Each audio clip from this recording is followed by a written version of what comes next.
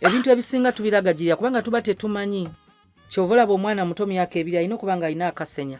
Omwana kasita afuna amannyo gula obusenya bw'abaana bu Bristols buno buba bugonda. Tebibanga bino.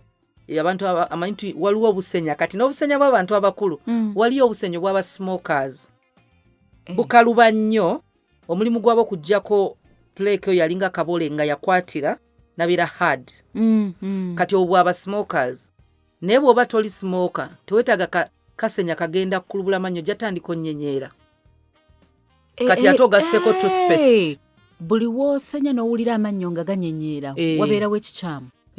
Ku toothpaste toothbrush gy'okozesa oli hadi nnyo ku mannyo ng'ate weetaaga omugaso gw'akasenya kujja mmere ebadde eri mu kamwa. Si kutukuza amannyo gojjamu mmere erimu amannyo galeke kuddugala.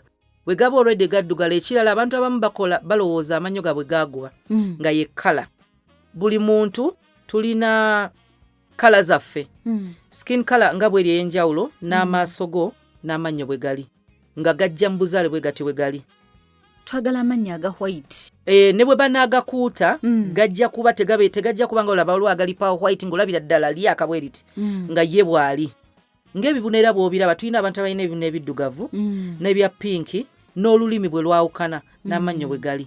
Kati ojja kwagala okwiteninga naye ng'amannyo go naturally bw'ogenda mu basawo ab'amannyo amannyo ago gonna bagalina buli kkala ey'abantu. Era ojja sanga nga ne bwe baba bakudde ennyo nga bakuteekamu ddala banoonya kkala y'amannyo go gafaanagane. Liba kkala eyo kuva munda. So tosobola ddikyusa.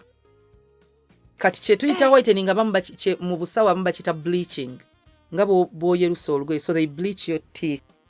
Kati naye tekiri ebimu tebiri permanent olw'ensonga si ye kkala y'amannyo go gajja kudda kukwata mu kizigo kya buli lunaku. Kya buli lunaku. Abalala mmere erusi yegubya amannyo nga naawe okimanya amannyo go galina kkala nga kaawa, turmeric, soda.